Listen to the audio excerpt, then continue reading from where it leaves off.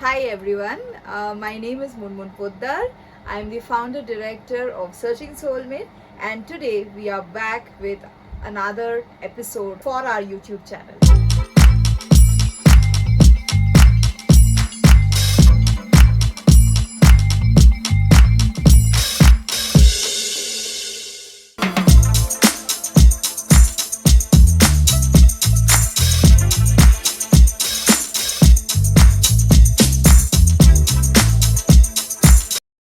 Lawyer is a complete human being. কারণ একটা art নিয়ে কোনো মামলায় এলে তখন তো আমাকে আর্ট নিয়েও পড়াশোনা করতে হচ্ছে। আমি দেখেছিলাম আমার এক সিনিয়রের এসেছিল, মিউজিশিয়ানের মামলা এসেছিল, তখন তাকে রাগ বা এগুলো নিয়ে পড়তে হয়েছিল। তো একটা গাইনেকোলজিস্টের মামলা আসলে একটা ডেলিভারি নিয়ে আমাদেরকে পড়তে হচ্ছে। তো সেই হিসেবে ব্রিজ অবশ্যই আসে। সমাজের বিভিন্ন ক্ষেত্রে দেখছি, বিভিন্ন শ্রেণীতে দেখছি যে people who have, I completely agree with you, for a women or a man irrespective of gender, আমাদের যদি ওই খিদেটা থাকে যে I want to do that, nobody in this world can stop you from doing that. Exactly so. There will be challenges. It isn't an easy journey, but somehow you will make it, okay, and you will make it happen. There was an article which I was reading quite lately where it was said that today's marriages are more about the social media Right. handles rather than marriages itself, 100% right. So people are more kind of excited about what they're going to wear, who are they going to invite, rather than how they are going to post the pictures in Instagram and absolutely Facebook. all the the all the ceremonies, but they are not consciously invested in that relationship. Today with me is an eminent personality, somebody who has helped many men and women fight certain legal battles around civic cases, matrimony cases, and somebody who also thinks that it is very important to guide people around these complicated legal scenarios and help them combat those emotional and financial challenges which arises when there are these legal battles.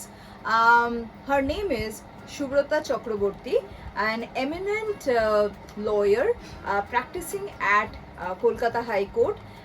Somebody who has conducted over thousands of cases, and very successfully, I would say, because something which I have always liked having these conversations with her is her approach in a very humanitarian way, where it is more holistic, trying to give a proper solution based approach. And I'm very delighted. And as you can see, we are at her chamber today. We thought that let us be at the lawyer's place while we do this, podcast. And it is a privilege to have you over for our segment today. And I'm very looking forward to hearing your story and understanding your journey of, mitigating legal challenges and helping people combat those tensions, I would say. Thank you, Munmun, and thank you, Searching Soulmates, for inviting me in this podcast. Yes, I'm associated for a pretty long time in this profession, more than 26 years, and I'm doing mainly doing civil and matrimonial cases. While going through these cases and helping people out of their problem, both their professional and their personal problems, I find out that there are certain patterns which are being followed everywhere. Uh, while dealing these cases, I have found out that the seed of the problem is sown long before the problem has started. Yes, absolutely. And I remember we had many discussions. I think we've been associated for the last one and a half year now. Yes, where yes. We had the privilege of having you for one or two of our events, and I remember hearing from you your story. So why don't you share with our audience where your life journey as to how you are the first generation of women lawyer from your family, and you know what was the contribution of your parents, you know, you have a daughter, so what do you think is the effect on her when she sees or understands you know the challenges and tribulations of such a profession? Actually, Munmun, in at the time when we were brought up by our parents, at that time all our parents used to taught us, sent us to the school, colleges with a focusing that I'm sending this girl to the college, I'm sending this girl for higher education, so that she will have a good life and a very good married life. Yes. পাখির চোখটা ছিল যে ভালো বিয়ে হবে মেয়ের আচ্ছা। সব সময়। So when after completing my graduation and I was doing started doing costing, I came across a few law papers, and I found it that very interesting. Next morning when I went up and told my father that I want to pursue my degree in law. It was a 5 years course at that time, though at that point of time joint entrance was not there for law. Immediately my father said that no, 5 years course of law means you want to postpone the marriage for again another 5 years. After doing graduation, you want to postpone that. Seeing no other way, I went to my grandmother, mane mar ma, Didima, who was like my second mother. তাকে গিয়ে বললাম যে আমি ল পড়তে চাই, আমাকে পড়তে দিচ্ছে না বাবা। Just in a crisp word, একবার চিন্তা না করে আমার দিদা আমায় বলল, আঁচলের চাবিটা খুলে নিয়ে আলমারিটা খোলো, ওখানে টাকা আছে, সেটা নিয়ে গিয়ে ভর্তি হয়ে যাও। Wow. I will talk to my son-in-law later on. আমার দিদা আমার প্রফেশন 5 বছর ল কমপ্লিট করে আমি প্রফেশনে এসেছি, এটা দেখে গেছেন। এবং আমার বাবার দিকে আমার পিসিদেরকে স্কুল কমপ্লিট করতে দেওয়া হয়নি, যদিও তারা পড়াশোনা যথেষ্ট ভালো ছিল। আমার মা দিকেও নয়, যদিও আমার মাইমা একজন লয়ার এবং কলকাতার হাইকোর্টের একজন নামকরা লয়ার, তাকে দেখতাম কোর্টে যাচ্ছে, কিন্তু এইটা আমার এসেছে অনেক পরে। তো যখন পরবর্তীকালে মা দেখেছে যে মেয়ে একা অন্য স্টেটে যাচ্ছে, অন্য শহরে, ভারতবর্ষের অন্যান্য শহরে মামলা করতে যাচ্ছে, তখন মা বুঝেছে যে মেয়েরাও এটা পারে। তার আগে পর্যন্ত কিন্তু মা এটা ভাবেনি কখনো। তো তখন মা খুব অহংকারের সাথে বলতো যে আচ্ছা আমার মেয়ে এটা করছে। তা আমি মাকে বলেছিলাম তখন যে তোমার কথা যদি আমি শুনতাম তাহলে এখন কিন্তু আমার লটা কমপ্লিট হতো না, এবং আমি কিন্তু দুটো বাচ্চাকে নিয়ে এখন কিন্ডারগার্টেন স্কুলের সামনে দাঁড়িয়ে থাকতাম। তাহলে তোমার কথা না শুনে কিছু কিছু ক্ষেত্রে আমি ভালো কাজ করেছি বলো। তো মা তখন হাসলো আর কি। তো যাই হোক, এই জিনিসটা আমাদের জেনারেশনে ছিল যে আমরা ভাবতেই পারতাম, মানে তখন আমার মা বাবারা ভাবতে পারতো না যে একটা মেয়েকে এই জায়গাটা দেওয়া যায়, এটা দেওয়া যায়। যে আজকে যেমন আমার বন্ধুর অনেক মেয়েরা তারা কলকাতার বাইরে একা হোস্টেলে থেকে পড়াশোনা করছে, আমাদের জেনারেশনে কিন্তু সে জিনিসটা এত ছিল না। যারা করেছে তারা কিন্তু যুদ্ধ করে করেছে, পরিবারের সাথে সমাজের সঙ্গে যুদ্ধ করে করেছে। তোমার অধিকারটা কিন্তু তোমাকে করে নিতে হবে। তুমি কিন্তু সমাজে এই জিনিসটা হয়েছিল, ওই জিনিসটা হয়েছিল, আমায় করতে দেওয়া হয়নি, আমাদের পরিবারের, এইসব বললে হবে না।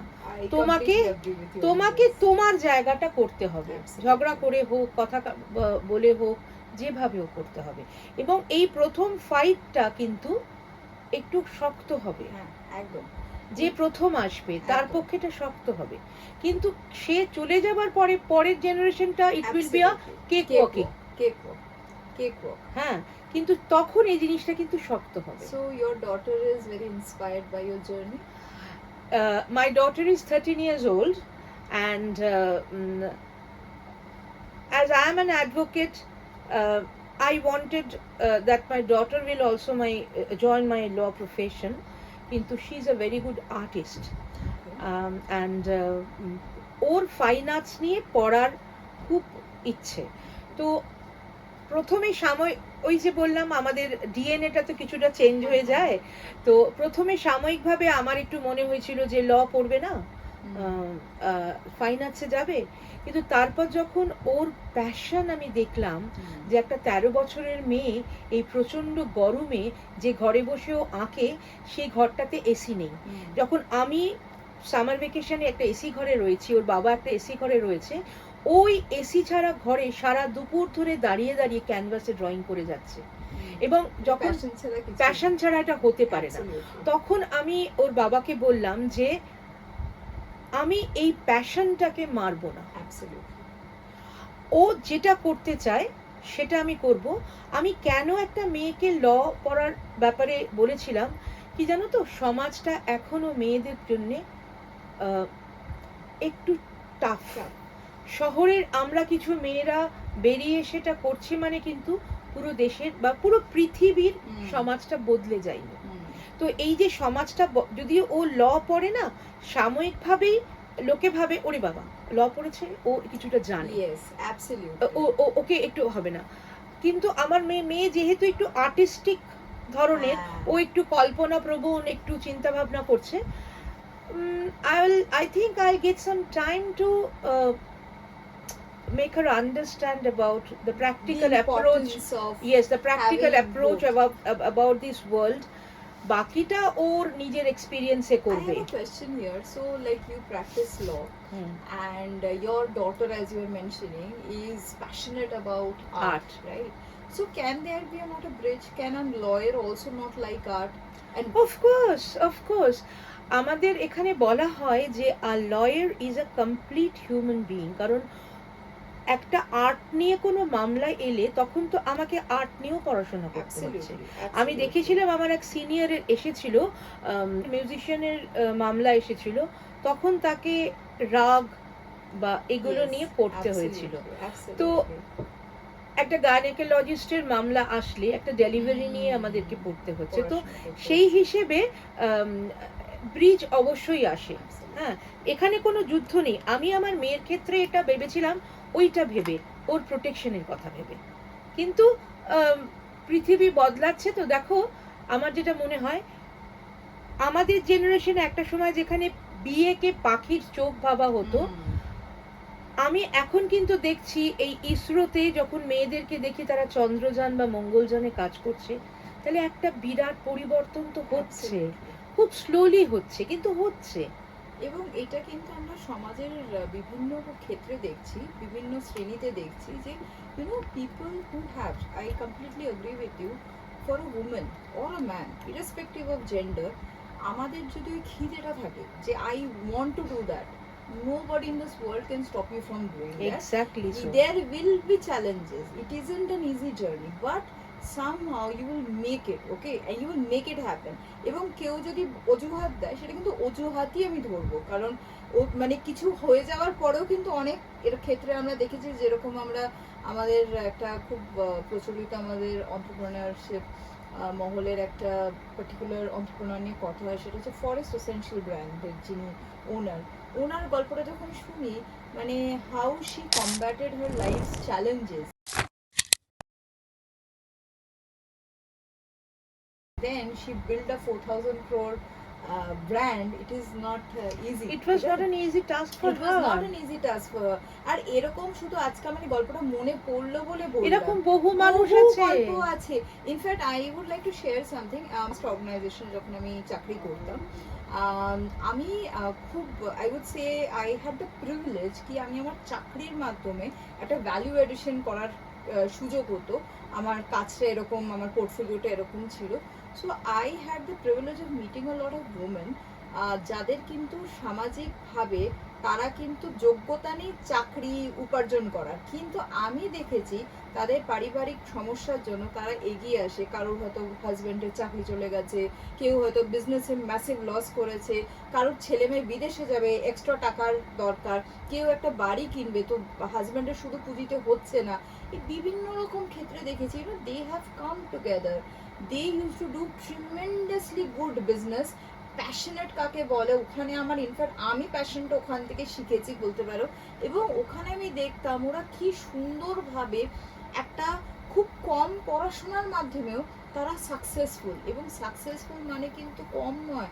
কিছু কিছু ক্ষেত্রে কিছু কিছু লোকজন ডে মানে ইয়ারলি যে টার্নওভার ছিল প্রোপ্রাইটারশিপ ফার্মে 20-25 কোটি টাকা টার্নওভার ছিল।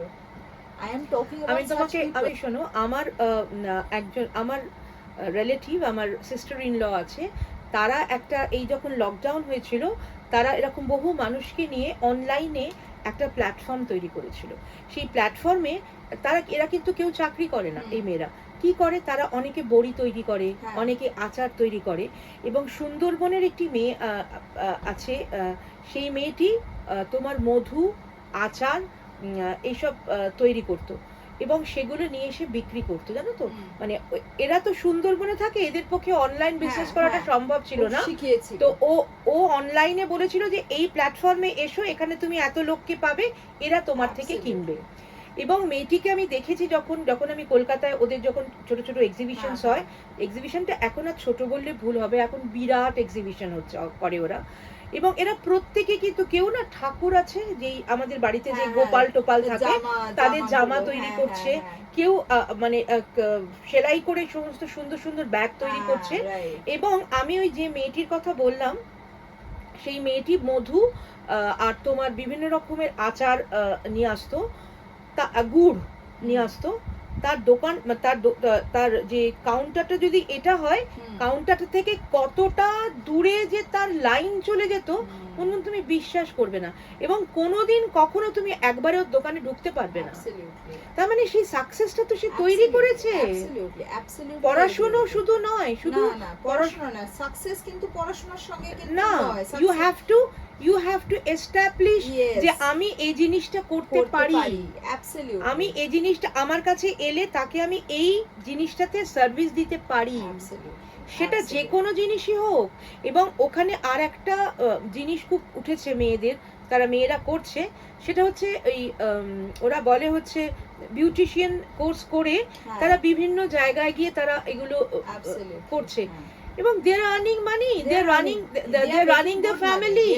তারা তাদের ছেলে মেয়েদেরকে পড়াশোনা করাচ্ছে, তাদের বাড়িতে অসুস্থ বাবা মাকে চিকিৎসা করছে। So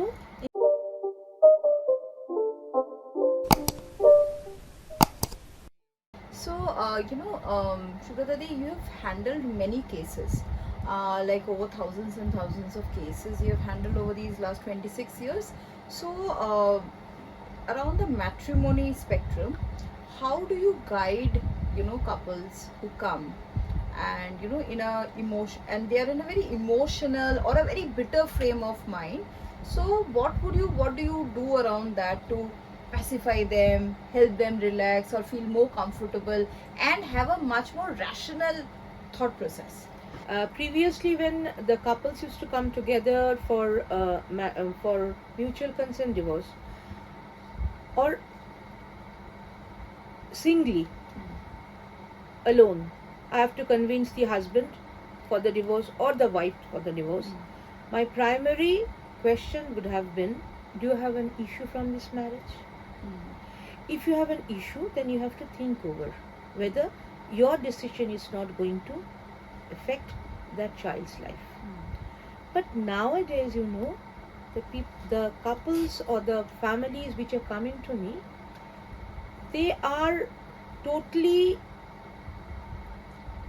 totally decided and completely in a way that I will do this divorce. Whatever may happen, I don't care.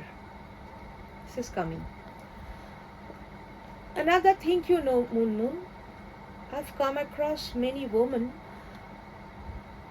যারা ওই traumatized marriage fully devastated. তারা এসে আমার সঙ্গে কথা বলতে পারছে না। ফার্স্ট একটা লাইন শুরু করলো, পরের লাইনটা সম্পূর্ণ অন্য জিনিস বলছে। তোমাকে একটা ছোট্ট গল্প বলছি। একটি মেয়ে আমার কাছে আসে, মেয়েটি মাস্টার ডিগ্রি করে একটা স্কুলে চাকরি করত। বাবা ছোটবেলায় মারা গেছে, মা বিধবা ন্যাচারালি, আর দুজন দাদা, যেহেতু বোন অনেক ছোট, অনেকটা এজ ডিফারেন্সে বোন ছিল, তারা কেউ বিয়ে করেনি বোনের কথা ভেবে। তো ওই পরিবারের মধ্যে বড় হয়েছে। ওর যখন বিয়ে হয় যে ছেলেটির সঙ্গে, সেই ছেলেটির সাথে বিয়ে হবার পরে একটা হাজব্যান্ড ওয়াইফের মধ্যে যে একটা ইন্টিমেট লাইফ, সে সম্পর্কে তার খুব স্পষ্ট ধারণা ছিল না। এবং এই ছেলেটি ওয়াজ ইম্পর্টেন্ট, এবং সেটা সে চিকিৎসা না করে এই মেয়েটিকে ভুল বোঝাতে শুরু করলো। এবং এই শনি মঙ্গলবার এসব হয় না, তারপরে তোমার পঞ্জিকা দেখে এসব হয়। 2.5 বছর ধরে মেয়েটি এইভাবে ভিক্টিমাইজড হয়েছে। সে নিজেও বুঝতে পারেনি যে সে ভিক্টিমাইজড হচ্ছে। 2.5 বছর পরে মেয়েটিকে অ্যালিগেশন দেওয়া হয় যে তোমার সন্তান হচ্ছে না। তখন যখন সে একটা গাইনোকোলজিস্টের কাছে যায়, প্রথমবার একজন গাইনোকোলজিস্ট যায় যে ছেলেটির পরিচিত, সে গিয়ে ভুলভাল বোঝায়। মেয়েটি তখন বলে আমি আর একটা সেকেন্ড ওপিনিয়ন নেব। সেকেন্ড ওপিনিয়ন নিতে যায় একটি মহিলার কাছে। মহিলাটি তখন দেখেই বুঝতে পারে এবং মহিলাটি ওকে ডিটেলে অনেক কিছু বলে। এই মেয়েটি যখন 2.5 বছর পর বুঝতে পারলো যে 2.5 বছর ধরে আমাকে বোকা বানানো হয়েছে, আমার মাস্টার ডিগ্রি, আমার এতদিনের পড়াশোনা কোনো কাজে লাগেনি, সে সম্পূর্ণ ড্রেনড আউট হয়ে গেছে। সে কথা বলতে পারছে না, সে দাঁড়াতে পারছে না। সে যখন আমার কাছে এসেও আমার চেম্বারে বসে আমাকে বিভিন্ন প্রশ্ন করছে। প্রথম দিকে আমরা অনেক ধরনের ইন্টিমেট প্রশ্নে তো খুব অভ্যস্ত থাকি, কিন্তু স্টিল এমন কিছু প্রশ্ন সে করছে যেখানে আমার নিজেরই একটু অবাক লাগছে যে এরকম প্রশ্ন করছে। পরে বুঝতে পারলাম যে ওর প্রশ্ন করার কারণ হচ্ছে যে ও এই জিনিসগুলো কনফার্ম করতে চাইছে যে whether that doctor was right, I was really victimized, I was a fool. এবার এই মেয়েটিকে আমি গাইড করব কি করে? ওকে তো আমি কথাই বলতে পারছে না, আমার সাথে কোনো ইনফরমেশন ফুললি দিতে পারছে না। অথচ সে পড়াশোনা জানে, অথচ একটা স্কুলে চাকরি করছে, কিন্তু তার এই জগৎটা সম্পর্কে কোনো ধারণা নেই। আমি যখন ওকে জিজ্ঞেস করলাম, ও বলল যে আমার বন্ধু বান্ধবদের মধ্যে আমি প্রথম বিবাহিত হয়েছিলাম, আর তারপরে কোনোদিনই কারোর সাথে এই টপিকটা নিয়ে আলোচনা করিনি বলে আমার পক্ষে এই জিনিসটা নিয়ে আলোচনা করা সম্ভব হয়নি। ঠিক আছে, এবার কি করব? এবার মেয়েটিকে তো একটু নর্মালাইজ না করে আনলে আমার পক্ষে তো, তাকে সে কোর্টে গিয়ে কি বলবে? তো এই অবস্থায় ওকে আমি তখন পাঠালাম একটা জায়গায় যেখানে ও একটু মেডিটেশন এবং কাউন্সেলিং করে একটু যদি নর্মালাইজড হয় তাহলে ও কথা বলতে পারবে আর কি। তো ওইটাতে দেখলাম একটু উপকার হলো ওর। ও এসে আমার সঙ্গে কথা টথা বললো। তারপর ওরা মিউচুয়াল কনসেন্টে ওকে ডিভোর্স হলো মেয়েটি। তারপরে আবার রিম্যারি করেছে এবং she is leading a happy life. কিন্তু এই যে জিনিসটা দেখো, আমি তোমাকে একটা জিনিস বলবো, এই যে আমরা বিয়ের আগে সঙ্গীত করে কয়েক লাখ টাকা খরচা করছি, হলদি করে কয়েক লাখ টাকা খরচা করছি, ফটোগ্রাফারের কাছে যাচ্ছি, বিউটিশিয়ানের কাছে যাচ্ছি, ফ্যাশন ডিজাইনারের কাছে যাচ্ছি, বেনারস থেকে বেনারসি নিয়ে আসছি, কিন্তু আমি যে সম্পর্কটাতে ঢুকতে যাব, it is not a bed of roses, it is a responsibility you are going to take. তাহলে আমার কারোর সঙ্গে আলোচনা করতে হবে। আমি যদি পরিবারের কারোর সঙ্গে আলোচনা করতে না পারি, তাহলে আমাকে কোনো প্রফেশনাল হেল্প নিতে হবে, আইদার কোনো ম্যারেজ কাউন্সিলরের সাথে অর কোনো অ্যাডভোকেটের সাথে, যে আমার যে বাড়িটা আছে, আমার যে ফ্ল্যাটটা আছে, যেটার ইএমআই আমি দিচ্ছি, কারণ এখন মেয়েরা তো নিজেরাও অনেক রকম অ্যাসেটস তৈরি করছে, আমার যে এফডিটা আছে, বা আমি আমার মা বাবার একটা মাত্র মেয়ে, তাহলে এই অবস্থায় আমি কি ডিসিশন নেব? এইগুলো তো তাকে ভাবতে হবে, এগুলো কিচ্ছু ভাবে না। তার ওই Right. শাহরুখ খানের ওই সুইজারল্যান্ডে হানিমুন করতে যাচ্ছে ওইটা মাথায় রেখে করে। আমার- এটাই আমার দুঃখ যে একটা শিক্ষিত মেয়ে কেন এটা বুঝবে না। I think you have actually hit the bees hornet, I would say, because there was an article which I was reading quite lately where it was said that today's marriages are more about the social media Right. handles rather than marriages itself, 100% right. So people are more kind of excited about what they're going to wear, who are they going to invite, rather than How they are going to post the pictures in Instagram and absolutely. Facebook. All the all the ceremonies, but they are not consciously invested in that relationship, so much so that even love marriages, like people know for 7, 8, 10 years and they are crumbling very soon after Very soon, getting very soon. married. I think it's a great thought to ponder for all of us, and I think it's an overall requirement where today we stand, that women, you should also, men and women, I would say, it's not a gender thing. No, no, We both. are, it's for both. It's very important to ask, it's very important to kind of seek those answers before you jump into any kind of commitment or any Decision, kind yes, of decisions, yes. and it's very important in today's time when expenditures are pretty on the higher side. How do you expend, how do you save? This discussion is of utmost importance.